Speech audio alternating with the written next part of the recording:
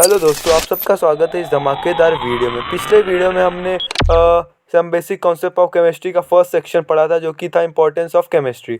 अब हमारा आज का सेकंड टॉपिक है नेचर ऑफ मैटर। सो हम अपनी रीडिंग को कंटिन्यू करते हैं और आज के वीडियो से हम थ्योरी को एक्सप्लेन भी करेंगे, जिससे कि आपकी कॉन्सेप्चुअल अंडरस्टैंडिंग और भी स्ट्रांग हो जाए और आप क्वेश्चन करने में और भी अच्छे हो जाएं।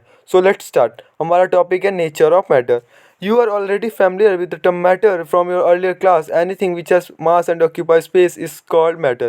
कोई भी चीज़ जिसके पास मास है और स्पेस ऑक्यूपाई कर रही है, उसको हम मैटर करेंगे, जो कि हमने पिछले क्लासों में पढ़ चुका है 9th 10th में। सो लेट्स हमारा आगे का है everything around us, for example book, pen, pencil, water, air, all living beings etcetera are composed of matter.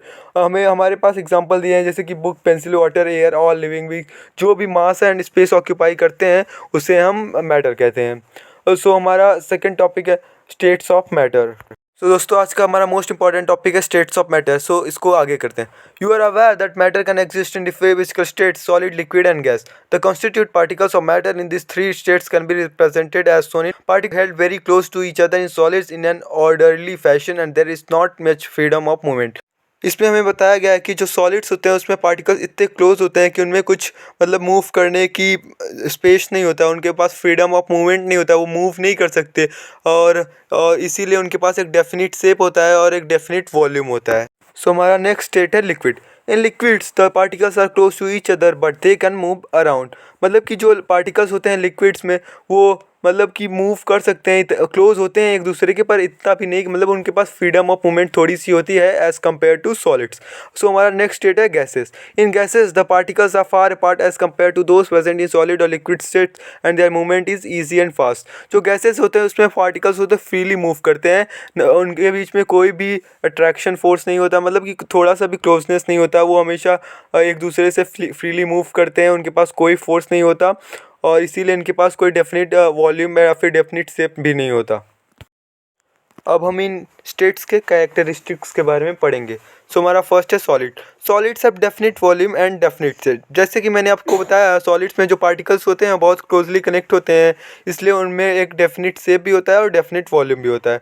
और हमारा सेकंड है liquid. Liquids have definite volume but do not have definite shape. They take the shape of the container in which they are placed. जो liquids होते हैं उनमें particles थोड़े close होते हैं, थोड़े से मूव कर सकते हैं एज कम्पेयर टू सॉलिड्स, इसलिए उनके पास डेफिनेट शेप नहीं होता पर डेफिनेट वॉल्यूम होता है। कि अब वाटर को ले लो, किसी भी ग्लास में डालो तो वो ग्लास शेप का हो गया, कंटेनर में डालोगे तो कंटेनर जैसा हो जाएगा, कंटेनर का शेप ले लेगा। तो इसीलिए जो लिक्विड होता है वो किसी भी शेप को एक्वायर कर सकता है।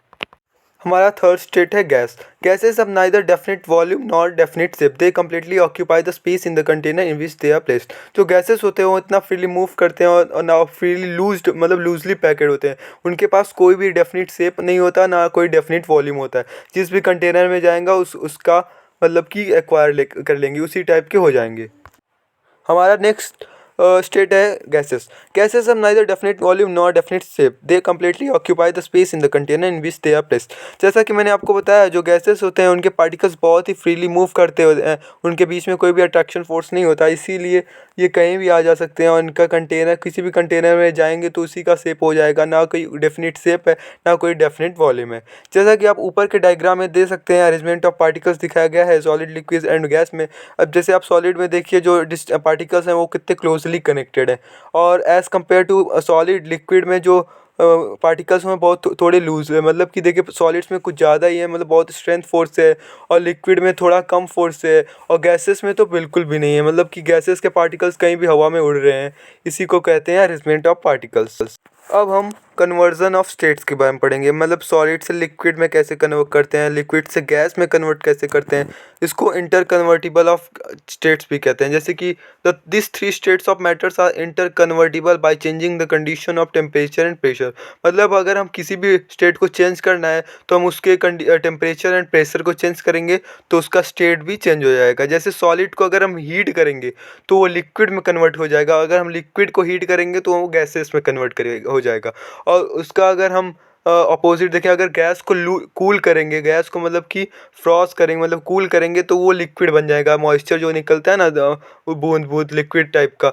और फिर जो अगर हम लिक्विड को कूल करेंगे तो वो सॉलिड बन जाएगा। मतलब कि लिक्विड को जब ज़्यादा कूल करते हैं तो आइस के फॉर्म में हो जाता है, आइस होता है सॉलिड, उसके पास डेफिनेट सेम और डेफिनेट वॉल्यूम होता है। तो हम ऐसे ही हम किसी भी स्टेट्स को चेंज कर सकते हैं उसके टेम्परेचर एंड प्रेशर को चेंज करके। तो हमारा आज का टॉपिक स्टेट्स ऑफ मैटर खत्म हो गया, जो कि हम लाइन बाय लाइन एनसीईआरटी को पढ़ के खत्म किया। और आगे की वीडियो के लिए सब्सक्राइब कीजिए।